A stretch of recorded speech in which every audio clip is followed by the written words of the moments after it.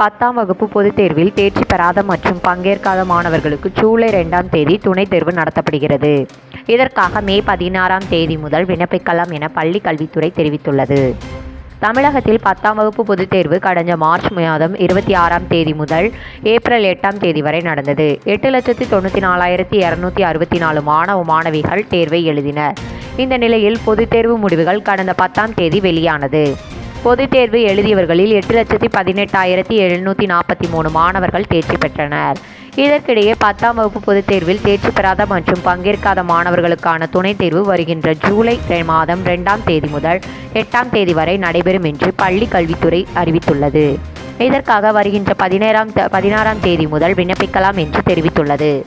பொதுத் தேர்வில் தேர்ச்சி பெறாத மற்றும் பங்கேற்காத மாணவர்கள் துணைத் தேர்வில் பங்கேற்க செய்யும் வகையில் அவர்களுக்கு சிறப்பு பயிற்சிகள் மற்றும் வாராந்திர தேர்வுகள் நடத்த பள்ளிக் கல்வித்துறை திட்டமிட்டிருந்தது. அதன்படி 10ஆம் வகுப்பு மாணவர்களுக்கான சிறப்பு வகுப்புகள் தமிழகம் முழுவதும் நேற்று தொடங்கின. ஏராளமான மாணவ மாணவிகள் பங்கேற்று பயிற்சி பெறுகின்றார்கள். இவர்களுக்கு உயர்நிலை மற்றும் உயர்நிலை மேல்நிலை பள்ளி பட்டதாரி ஆசிரியர்களை கொண்டு சிறப்பு பயிற்சி வகுப்புகள் நடத்தப்படுகின்றன. இந்த பயிற்சி வகுப்புகளானது துணைத் தேர்வு நடைபெறும் நாள் வரை நடத்தப்படும் என்று பள்ளிக் கல்வித்துறை தெரிவித்துள்ளது.